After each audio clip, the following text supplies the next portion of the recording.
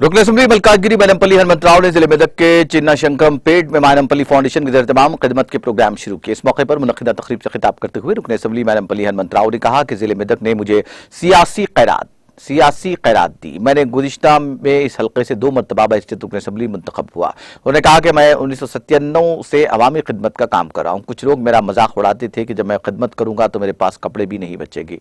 उन्होंने कहा कि मैनमपल्ली रोहित 22 सालों से मैनमपल्ली फाउंडेशन के नाम से खिदमत का काम कर रहे हैं और इस फाउंडेशन के जरिए कोविड के दौरान 10 करोड़ रुपए की मदद की गई। उन्होंने कहा कि जब मैं मेदक एमएलए था मैंने हल्के की जबरदस्त तरक्की की। रोहित मुझसे ज्यादा तरक्की करता है। हम अपनी कमाई का 50% सर्विस प्रोजेक्ट्स पर खर्च करते हैं।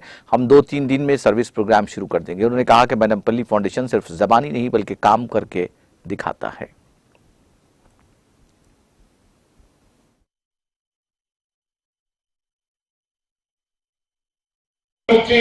సేవా కార్యక్రమాలు చేస్తా ఉన్నారు। అదే విధంగా మేము డెవలప్ అయిన తప్ప ఎక్కడ కూడా ఇబ్బంది కాలేదని చెప్పిన సభాముఖంగా మనం చేస్తా ఉన్నాం।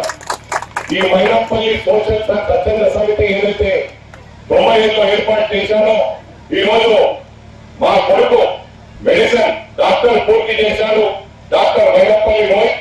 మరి వాళ్ళు 22 ఏళ్లకి ఓకే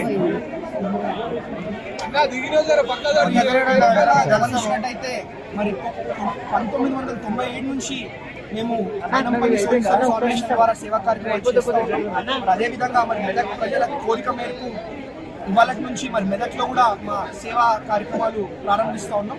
మరి ఇదే విధంగా మరి మెదక్ ప్రజలకు సేవ చేసుకుంటూ ముందుకి తీసుకుపోతామని తెలియజేసుకుంటాం।